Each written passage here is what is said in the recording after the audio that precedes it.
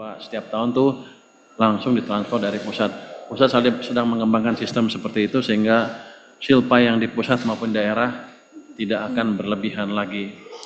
Saya dapat kabar juga dari Pak Mendagri bahwa uang-uang mereka yang daerah yang berlebih itu ditaruhnya juga di bank di pusat. Di daerahnya juga kering, ada uangnya. Saya sarankan ke mereka kalau bisa jangan taruh di bank pembangunan di pusat atau di bank-bank pemerintah yang di pusat, tapi biarkan aja di BPD daerahnya. Kalau mereka ragu terhadap kinerja BPD-nya, ya dibetulin BPD-nya sehingga uangnya daerah dan daerahnya tetap bisa tumbuh. Jadi kan sama, kalau uangnya di pusat, daerah kering tuh, bisnismen dari daerah nggak bisa dapat pinjaman. Kita kan selalu berusaha meratakan pembangunan ekonomi, meratakan sektor finansial. Tapi kalau daerah kan harusnya semuanya di pusat, yang nggak rata-rata, kita kirim ke daerah dari pusat, dia masih kirim lagi ke pusat. Di sana kering, di sini numpuk uangnya. Jadi itu salah satu upaya untuk meningkatkan efisiensi pengelolaan uang yang berdampak optimal ke daerah. Terus kalau lebih apa diambil apa enggak, kita lihat dulu paling enggak tahun ini kita siapkan dulu sistem itu. Kalau udah siap, tahun depan kita akan praktekkan itu. Iya, saya mau nambahkan dikit. Jadi tadi jawab pertanyaan Ibu. Jadi kita mengambil perbandingan 2 tahun sebelumnya, tahun 2003-2024. Di tahun 2024 saja ya. Itu di bulan Oktober 2024 itu pendapatannya mencapai 73%, tapi kemudian di akhir Desember 97%. Terjadi lompatan. Belanja juga begitu. Belanjanya dari 58% langsung 91% selama 3 bulan.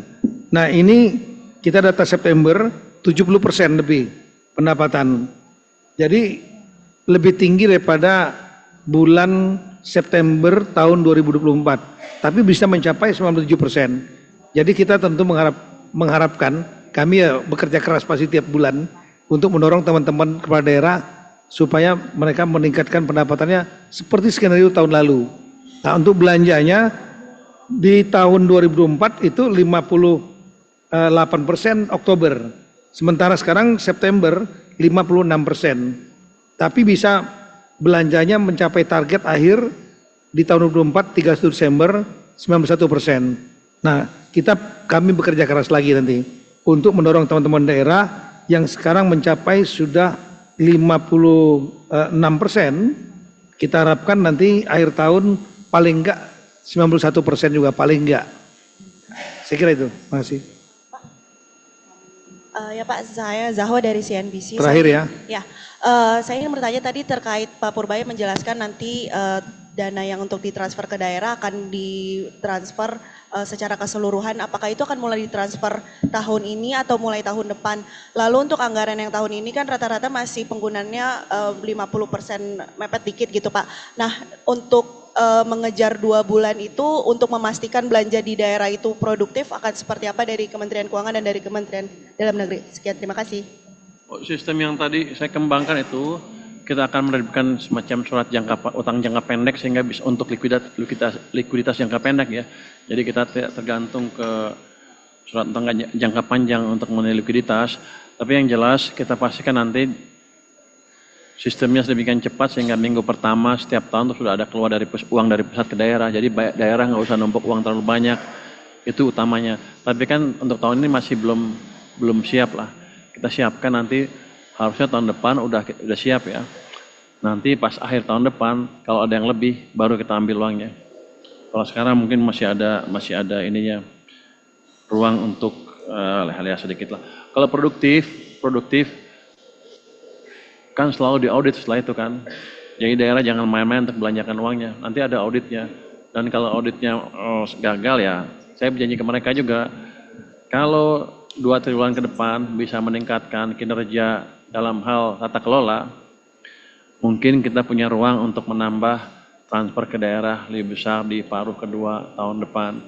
Tapi kalau tanpa itu, saya nggak bisa menaikkan transfer ke daerahnya, karena semua orang akan protes, terutama dari pimpinan di atas ya, bahwa kita menyalurkan uang ke tempat yang nggak efisien dan bocor. Jadi saya minta ke Pemda tadi, rapikan ini 2 triwulan ke depan, sehingga kita bisa dapat penilaian lebih bagus lah, bahwa implementasinya sudah bagus dan sedikit sekali rawan kebocorannya. Untuk tahun depan kita juga tadi dapat masukan untuk mempercepat transfer uang ke daerah. Ada katanya juknis yang terlambat akan kita percepat.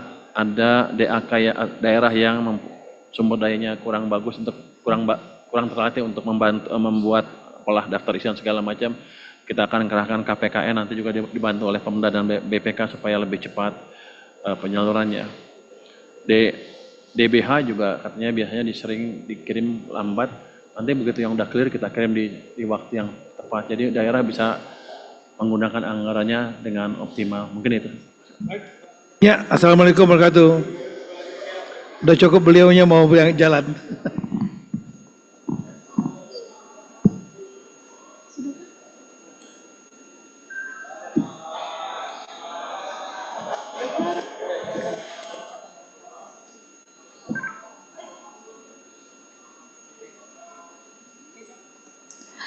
Bapak Ibu hadirin yang kami hormati, demikianlah rangkaian acara pada hari ini selesai. Kami ucapkan terima kasih atas perhatiannya. Wassalamualaikum warahmatullahi wabarakatuh dan selamat siang.